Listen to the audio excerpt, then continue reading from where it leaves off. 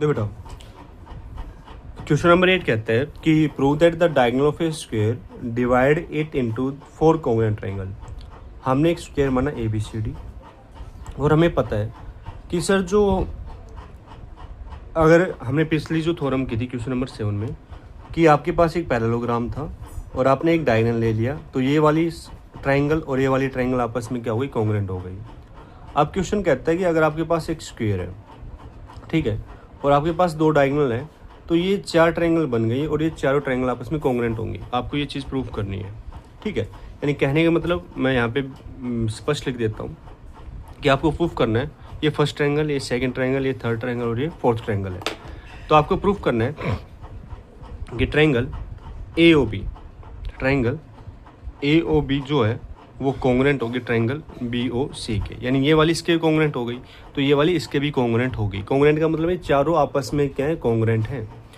अगली मैं कहता हूँ बेटा कि मान लीजिए ट्रायंगल BOC, उसको कॉन्ग्रुएंट दिखा दो COD के। किसके कॉन्ग्रुएंट दिखा दो बेटा, COD के।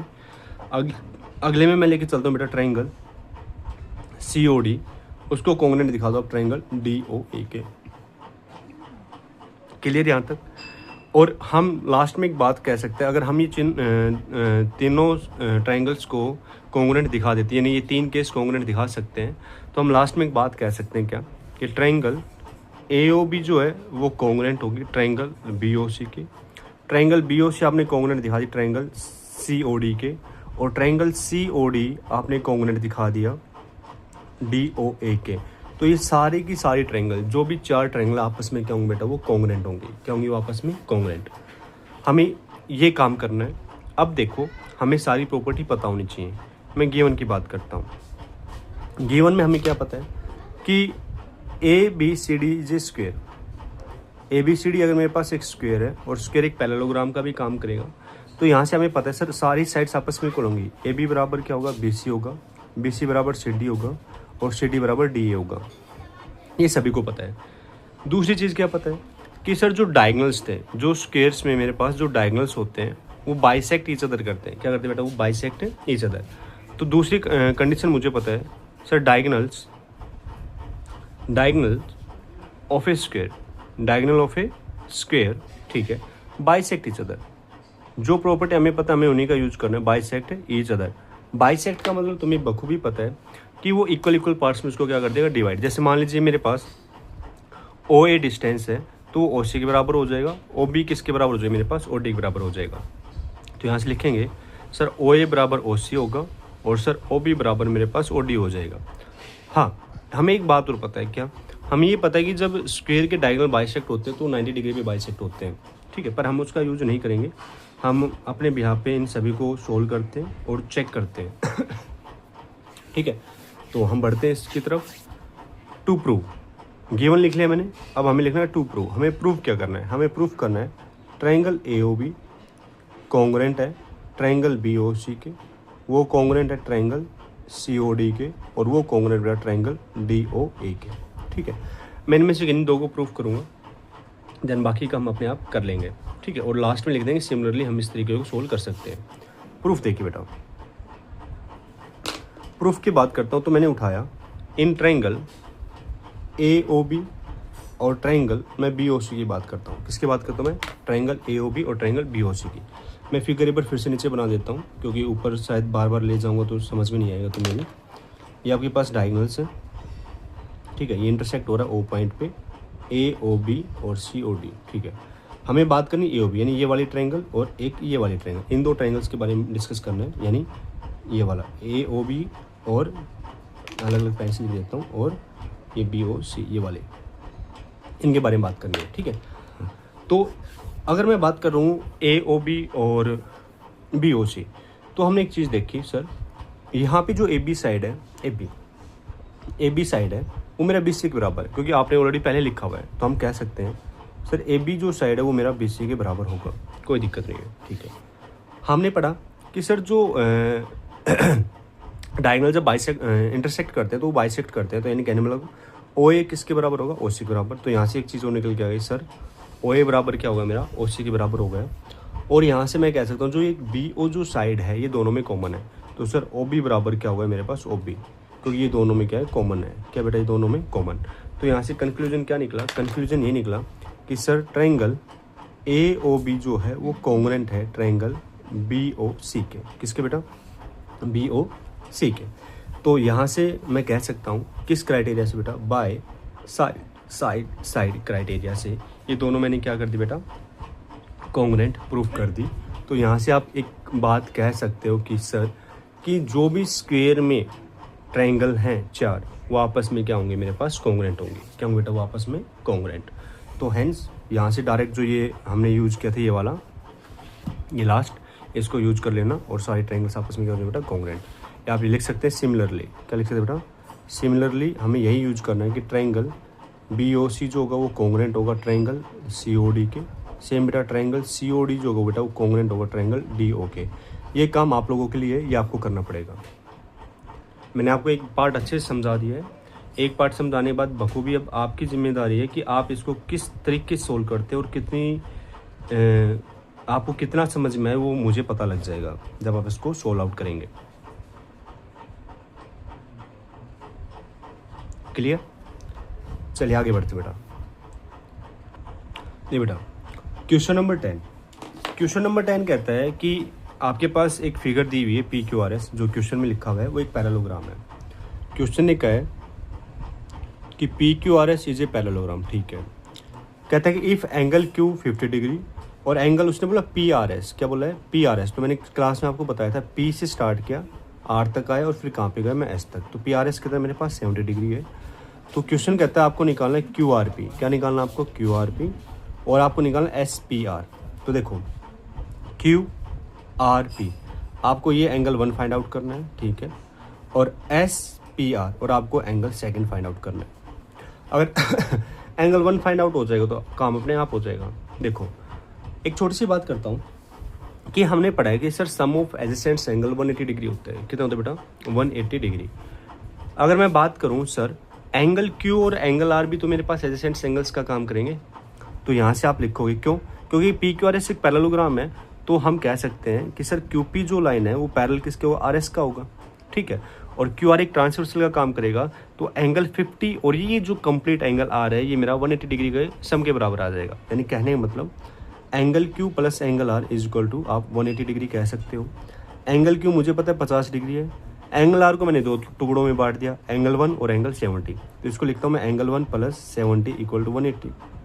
ठीक है, इन दोनों को ऐड कर दो क्योंकि 7 और 5 12, तो ये हो जाएगा मेरे पास 120 जमा एंगल 1 बराबर 180। अगर मैं एंगल 1 की बात करूँ तो 180 माइनस का 120, तो बेटा जी एंगल 1 जो है मेरे पास 60 डिग्री आ जाएगा। कितना आ जाएगा बेटा मेरे पास, 60 डिग्री।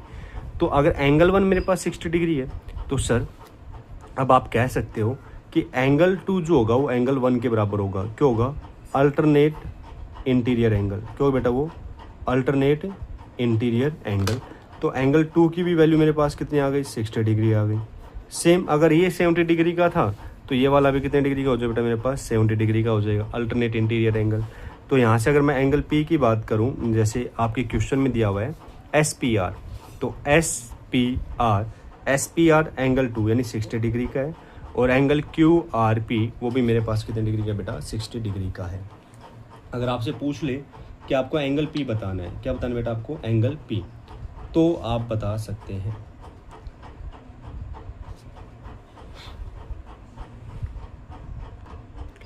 चलिए बेटा हम डिस्कस करते हैं अपना क्वेश्चन नंबर 11। क्वेश्चन नंबर 11 कहता है कि आपके पास in the given figure you have the 2 parallelogram PQRS and PTUV। Oh, अब आपसे कहता है क्या कि आपके पास 2 पैरेललोग्राम है। ठीक है, एक पैरेललोग्राम मेरे पास PTU और V, ठीक है, और दूसरा कहता है आपके पास है PQRS। तो PQR और S, ठीक है। उसने बोला है कि एंगल V जो है वो मेरे पास 100 डिग्री है। Angle V is equal to 100 degree. ये एंगल मेरे पास 100 डिग्री का है और कहते हैं कि फाइंड द एंगल PUR, यानी आपको फाइंड करना है एंगल P फाइंड करना है, एंगल U फाइंड करना है, एंगल R फाइंड करना है और एंगल RSP फाइंड करना है। तो ये तुम्हारे लिए चुटकियों का काम है। कैसे कि सर पहली छोटी सी बात लेके चलते हैं क्या, कि मैं बड़ी फिगर की बात करता हूँ। कि P T U V is a parallelogram, ठीक है। तो एडजेसेंट एंगल्स का सम 180 होगा। तो सर एंगल वी में अगर आप एंगल पी ऐड करोगे, देखो एंगल वी में अगर आप एंगल पी ऐड करोगे तो कितना है मेरे पास 180 आएगा। एंगल वी 100 है, एंगल पी, तो सर एंगल पी की जो वैल्यू आएगी वो कितनी आएगी 180 माइनस का 100, तो एंगल पी जो है बेटा वो मेरे पास 80 आ जाएगा, ठीक। तुमने फाइंड कर दिया सर एंगल पी मेरे पास 80 डिग्री होगा, कोई दिक्कत ही नहीं है। यहाँ तक क्लियर? चलो अगर यहाँ तक क्लियर है तो आगे बढ़ते हैं। अब क्वेश्चन कहता है कि आपको एंगल यू निकालना है। आपको पता है सर मैं बड़े पैरेललोग्राम की बात कर रहा हूँ, तो एंगल यू और एंगल पी भी मेरे पास इक्वल होंगे क्योंकि अपोजिट्स एंगल्स आर इक्वल। तो एंगल यू की वैल्यू मेरे पास कितनी हो जाएगी 80 डिग्री हो जाएगी, कोई दिक्कत नहीं है, ठीक है। एंगल पी आ गया, एंगल यू आ गया। अब कहते हैं angle R S P, R S P. अब तुम एक छोटी सी बात सुनना, पहले बड़ी सुन लो, छोटी बात सुनो। अब मुझे एंगल आर भी निकालना है। क्या निकालना है? Angle R. अगर मैं सेम चीज़ फॉलो अप करना चाहूँ, क्या कि बेटा जी आप कह सकते हो क्या कह सकते हो बेटा, देखो तो हम क्या कह सकते हैं सर, अगर ये मेरा 80 डिग्री का होगा यानी अपोजिट एंगल सर इक्वल, तो सर हम एक बात रखो ना कि पी क्यू आर एस भी तो एक पैरेललोग्राम है, और पी क्यू आर एस एक पैरेललोग्राम है, तो अगर ये 80 का तो ये एंगल भी कितने का होगा मेरे पास 80 का होगा, तो एंगल आर भी मेरे पास 80 का आ गया। सेम अगर ये 80 का है, ये 80 का हो गया, अब ये एंगल कितने का होगा, तो बेटा सीधी सीधी बात है कि सर अगर आप पी क्यू आर एस एक पैरेललोग्राम मान के चल रहे हो तो आप लिखेंगे एंगल पी जमा एंगल एस बराबर 180 होगा, और एंगल पी कितना है 80 का, तो एंगल एस जो आएगा बेटा वो मेरे पास 100 डिग्री का आ जाएगा। कितने डिग्री का आ जाएगा मेरे पास 100 डिग्री का, तो एंगल कितने डिग्री का हो गया 100 डिग्री का, तो एंगल क्यू भी कितने डिग्री का हो जाएगा मेरे पास 100 डिग्री का। यानी एक फिगर में उसने 2 फिगर दे रखी है और तुम्हें पजल करने की सोच रहे हैं कि बच्चे पजल कैसे है, तो सबसे आसान क्वेश्चन था मेरे हिसाब से ये, और ये हो भी जाएगा। क्लियर है? दे बेटा क्वेश्चन नंबर जो 12 है वो क्या कह रहा है कि एक क्वाड्रिलेटरल आपके पास E F G H is such that E F अगर 6 सेंटीमीटर है और एफ जी इक्वल है, कहते हैं क्या एक पैरेललोग्राम बनेगा। एक छोटी सी बात सुनो, बात क्या है कि क्वेश्चन कह रहा है कि आपके पास एक क्वाड्रिलेटर है, ठीक है, मैंने क्वाड्रिलेटर ले ली, ठीक है। इस क्वाड्रिलेटर का जो नाम है मैं नाम देता हूँ ई एफ जी और एच। क्वेश्चन ने कहा भाई जो ई एफ वो 6 सेंटीमीटर है और एफ जी भी मेरे पास 6 सेंटीमीटर है, ठीक है, यानी अपोजिट साइड्स इक्वल हो जाते।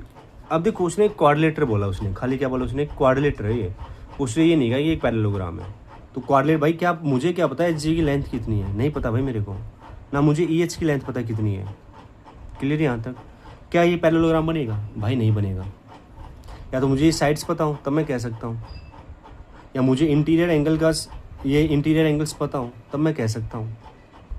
दूसरा केस क्या कहते हैं कि E F parallel G H, E F parallel G H condition दे दी क्या पैरेललोग्राम हो। भाई उसने ओनली अपोजिट साइड ही तो बोला है, एक साइड के बारे में तो बोला है, दूसरी साइड के बारे में कौन बोलेगा, तो भी नहीं कह सकते एक पैरेललोग्राम है। अब कहता है कि सर ई एफ जो है ना, ई एफ ये साइड ई एफ ये इक्वल है एच जी के, ठीक है, और कहते हैं ये साइड इसके पैरेलल भी है। हाँ अब कह सकता हूँ। अब तुम कहोगे सर पिछले वाले केस में तो आपने नहीं बताया कि E F parallel G H है, बस उसने ये कंडीशन दी। भाई उसने कंडीशन दे दी पर उसने ये तो नहीं बोलना कि इक्वल टू भी है, तो मैं पैरेललोग्राम नहीं कह सकता।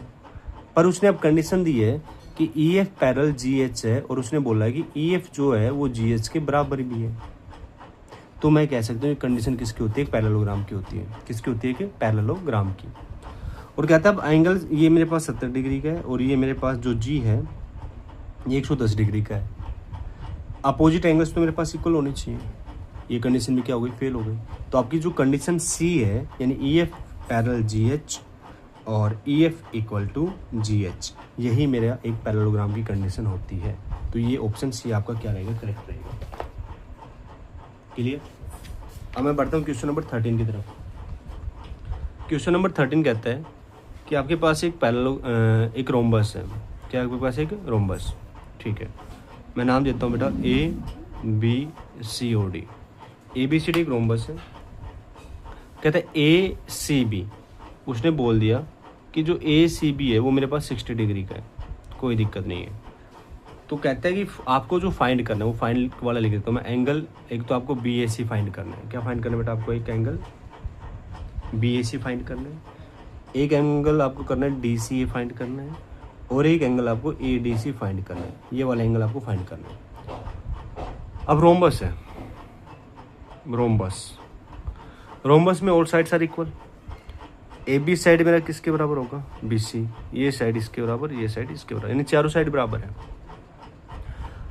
अब तुम लोगों ने आइसोसेलेस ट्रायंगल के बारे में पढ़ा होगा कि आइसोसेलेस ट्रायंगल में क्या होता है कि अपोजिट साइड्स जब इक्वल होती हैं तो उनके अपोजिट एंगल भी क्या होते हैं मेरे पास? इक्वल होते हैं।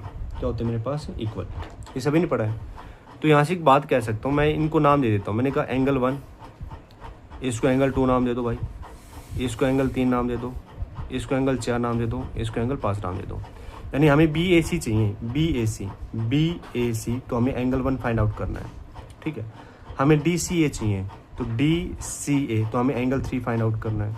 अगर हमें एंगल ADC चाहिए, ADC तो हमें एंगल 4 फाइंड आउट करना है। इस तरीके से समझ में आ जाएगा तुम्हें आराम से, ठीक है।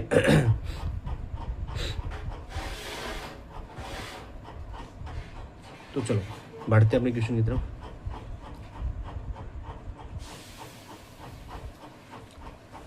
अगर मैं यहां से सोल्व करना चाहूं क्या कि सर एक काम देखिए, छोटा सा काम देखिए, क्या ये अगर 60 है, ये अगर 60 है तो ये वाला कितना मिलेगा? 60 मिलेगा। क्यों मिलेगा? कंडीशन कह दो कि सर इन ट्रायंगल, अगर आप ABC की बात करें, इन ट्रायंगल ABC की बात करें तो हमने देखा जो BC जो साइड है वो AB के बराबर है, ठीक है। तो हम कह सकते हैं कि एंगल 1 जो होगा वो 60 डिग्री के बराबर होगा, क्योंकि हमने कौन सा प्रॉपर्टी यूज की बेटा? आइसोसेलेस ट्रायंगल की प्रॉपर्टी का यूज किया है। किसका यूज किया हमने? आइसोसेलेस ट्रायंगल प्रॉपर्टी का यूज। यानी ये एंगल कितना होगा मेरे पास? 60 डिग्री आ जाएगा। कितना आ जाएगा बेटा? 60 डिग्री, ठीक है। अब मैं एंगल B की बात करता हूँ। B की अगर मैं बात करूँ तो मैं कहता हूँ इन ट्रायंगल ABC, फिर से वही बात, इन ट्रायंगल ABC सभी एंगल का सम कितना होता है? 180 होता है। तो एंगल 1 प्लस 60 प्लस एंगल 2 बराबर 180 कह सकता हूँ। एंगल 1 60 आया, ये भी 60 आया। एंगल 2 मुझे नहीं पता, बराबर 180। 6 और 6 12, 120 जमा 2 बराबर 180। अगर एंगल 2 की अगर मैं बात करता हूँ तो 180 माइनस का 120, तो एंगल 2 भी मेरे पास 60 डिग्री का आ जाएगा। कितने डिग्री आएगा बेटा? 60 डिग्री का। अब काम आसान हो गया भाई, ये 60 का, यानी ये एक इक्विलेटरल ट्रायंगल बन गई। क्या बन गई? Equilateral triangle. भाई ये एंगल 60 का, ये भी 60 का और ये भी 60 का। जब तीनों एंगल 60 के हैं तो कौन सी ट्रायंगल बनती है मेरे पास? एक इक्विलेटरल ट्रायंगल बनती है। तो यहाँ से हम कह सकते हैं सर रोम्बस एक पैरेललोग्राम की प्रॉपर्टी होती है। तो यहाँ से जो एंगल 4 होगा वो एंगल 2 के बराबर होगा। तो एंगल 4 भी मेरे पास कितने डिग्री है बेटा? मेरे पास 60 डिग्री का आ जाएगा। कितने डिग्री का आ जाएगा? 60 डिग्री का। क्लियर यहाँ तक? अब एक छोटी सी बात यहाँ पे क्या है ये बता देता हूँ। यहाँ पे एक प्रॉपर्टी आपको पता होनी चाहिए कि जो रोम्बस होता है वो डायगोनल्स, जो एंगल्स होते हैं, जो डायगोनल होता है वो एंगल को बाइसेक्ट करता है। क्या करता है? एंगल को बाइसेक्ट। अगर ये 60 का है तो बेटा ये वाला भी कितने का होगा? 60 का होगा। कैसे? अब तुम ही लगाओ दिमाग, मैं तुम्हें ही बता रहा हूँ। तुमने कहा कि सर एंगल 4 है वो 60 डिग्री का आ गया। कितने डिग्री का बेटा? 60 डिग्री का। कोई दिक्कत नहीं है, डन। एंगल 5 और एंगल 3 मुझे नहीं पता है, मुझे ये नहीं पता है रोम्बस है, ठीक है। पर मुझे पता भाई ये साइड और ये साइड इक्वल है, कोई दिक्कत नहीं है। सर अगर ये 60 डिग्री का है तो x प्लस 60 बराबर 180 होगा। भाई अगर मैं इसकी बात करूँ, इस वाले पोर्शन की बात करूँ ऊपर वाले की, तो एंगल 5 जमा एंगल 3, मैंने x मान लिया, x जमा 60 बराबर 180 कह सकता हूँ। तो 2x बराबर 120 आ जाएगा और x की वैल्यू कितना है मेरे पास? 60। तो ये एंगल भी कितना आया? 60 डिग्री का। और ये एंगल भी कितना आया मेरे पास? 60 डिग्री का। अगर तुमसे पूछा है एंगल DCA, तो DCA जो है भाई वो एंगल मेरा 60 डिग्री का है। तुमसे पूछा BAC, तो भी मेरे पास कितने डिग्री बेटा? 60 डिग्री का है। तुमसे पूछा ए डी सी, तो वो भी मेरे पास कितने डिग्री का है, 60 डिग्री का है। अगर तुमसे पूछ ले भाई कंप्लीट एंगल ये बताओ, क्या बताओ कंप्लीट एंगल है 60 + 60, तो ये हो जाए बेटा 120 डिग्री। आसान क्वेश्चन था बेटा। तो यहाँ से हम एक कंक्लूजन क्या निकला बेटा, कंक्लूजन ये निकला है कि जो डायगोनल होते हैं, diagonal bisect the angle, diagonal bisect angle, angle A हो चाहे वो एंगल सी हो, एंगल बी हो या एंगल डी हो, वो एंगल्स को क्या करते हैं बेटा, बाइसेक्ट करते हैं। उम्मीद करूंगा आपको समझ में आया होगा। आगे बढ़ते हैं, क्वेश्चन नंबर 14 कहता है कि आपके पास एक रेक्टेंगल है, ठीक है, मैंने एक रेक्टेंगल ले लिया। कहता है कि ए बी सी और डी, ठीक है, आपके पास एक डायगोनल हो गया। ये एंगल जो बेटा वो 80 डिग्री का है और ये आपका पॉइंट ओ हो गया जो आपकी बुक में है। तो कहता है आपको फाइंड करना है, आपको फाइंड करना है angle A D O find करना है और आपको angle D C A find करना है। अब एक बात सुनना ध्यान से, बिल्कुल सिंपल सी बात है। क्या, ए डी ओ यानी आपको एंगल 1 फाइंड करना है, ये मैंने 1 नाम दे दिया। फिर कहते हैं एंगल डी सी ए आपको एंगल 2 फाइंड करना है, बस ये 2 एंगल फाइंड करना है। तो करते हैं।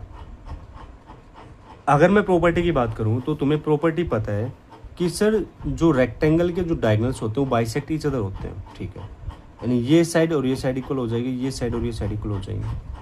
और तुम्हें पता है जो ये ओ है ना, O is the mid point, side A C का भी है बेटा, O is mid point side B D का भी है। अगर मैं एक एग्जांपल मान के चलूँ, ए सी अगर मेरे पास 10 सेंटीमीटर है तो ओ डी 5 मिलेगा और ओ बी भी मेरे पास 5 मिलेगा, सेम डी बी भी। यानी अब सीधी बात क्या है, सीधी बात ये है कि सर ओ डी जो है वो ओ ए के बराबर होगी, ये जो है ये वाली ये ओ ए के बराबर होगी। हमने प्रॉपर्टी पिछले प्रूफ की थी क्लास में, क्लियर। अब तुम एक बात कह सकते हो क्या कि सर अगर यहाँ से मैं बात करूँ इन triangle O D A opposite side sir equal, तो अपोजिट एंगल भी क्या होंगे मेरे पास, इक्वल होंगे। तो मैं कहता हूँ सर एंगल 1 और ये एंगल 3 दोनों आपस में क्या होंगे, इक्वल, यानी एंगल 1 बराबर क्या हो जाएगा बेटा, मेरे पास एंगल 3 हो जाएगा, ठीक है, क्योंकि एक आइसोसेलेस एंगल बन गई। तो यहाँ से अगर मैं बात करूँ, इसको नाम दे दो एंगल नंबर 5, तो मैं कहता हूँ एंगल 1 + एंगल 3 + एंगल 5 कितना होगा मेरे पास, 180 डिग्री होगा। कितना बेटा, 180 डिग्री। अब इस 180 डिग्री को निकालने के लिए मैंने एंगल 1 को x मान लेता हूँ, एंगल 3 को भी x मान लेता हूँ, तो x + x, एंगल 5 मुझे नहीं पता तो एंगल 5 निकालूंगा। कैसे निकालूंगा, ये एक स्ट्रेट लाइन है, इस स्ट्रेट लाइन पे जो एंगल बनेगा वो 180 डिग्री का बनेगा। तो यहाँ से एक कंक्लूजन क्या निकला सर, एंगल 5 + 80 डिग्री बराबर 180 डिग्री होगा। क्यों, क्योंकि लीनियर पेयर, रीजन जो रहेगा बेटा वो मेरे पास रहेगा लीनियर पेयर का। किसका रहेगा, लीनियर पेयर का। तो एंगल 5 की अगर मैं बात करूँ तो 180 - 80, तो एंगल 5 जो है बेटा वो मेरे पास 100 डिग्री आ जाएगा। तो सर एंगल 5 कितना है मेरे पास, 100 बराबर 180। तो यहाँ से 2x + का 100 बराबर 180, तो 2x जो है बेटा वो मेरे पास 80 आ जाएगा। अगर मैं x की बात करूँ तो मेरे पास 40 डिग्री आ जाएगा। यानी एंगल 1 जो आया बेटा वो मेरे पास 40 डिग्री आ गया। कितना आ गया मेरे पास, 40 डिग्री। क्लियर यहाँ तक।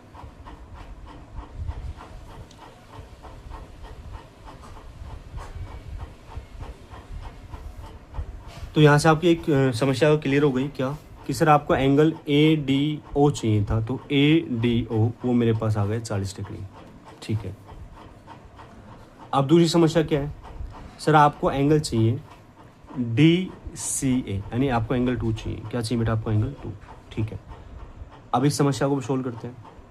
अब तुम्हें पता है ये कंप्लीट एक रेक्टेंगल है, क्या है, रेक्टेंगल, और रेक्टेंगल है तो ये कंप्लीट एंगल जो होगा वो 90 डिग्री का होगा।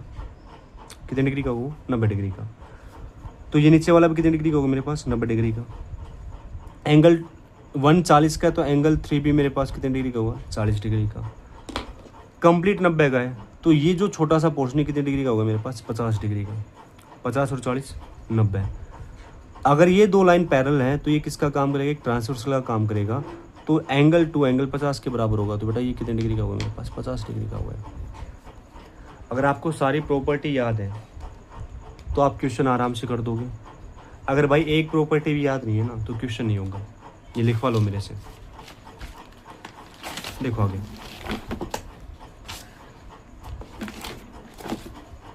क्वेश्चन नंबर 16, 15 बाद में डिस्कस कर लेंगे। कहता है आपके पास एक स्क्वायर है पी क्यू आर एस। क्या बेटा, मेरे पास एक स्क्वायर है P Q R S, P Q R और एस। कहते हैं पी क्यू की जो लेंथ हुआ है मेरे पास 5 है माइनस का 17, और क्यू आर की अगर मैं बात करता हूँ मेरे पास है 2a प्लस का 4। तो कहते हैं find the length of P S और एस आर। पी एस और एस आर के बारे में आपका क्या ख्याल है ये बताओ।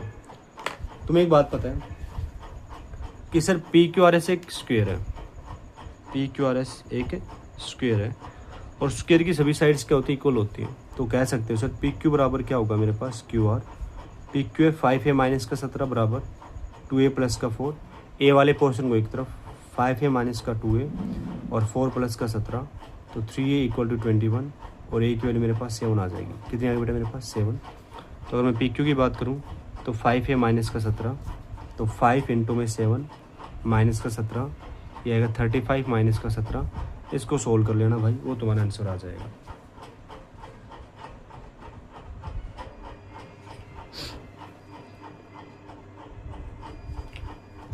तो मेरी तरफ से बेटा यही था। तो यहाँ से आपके पास पी क्यू बराबर क्यू आर बराबर आर एस बराबर पी एस जो भी है वो 18 सेंटीमीटर आएगा। तो उम्मीद करता हूँ जो आपको ये एक्सरसाइज मैंने करवाई है ये आपको अच्छे समझ में आई होगी, और आप इसकी जमकर प्रैक्टिस करेंगे बेटा। तो मिलते हैं अपनी नेक्स्ट क्लास में। Thank you.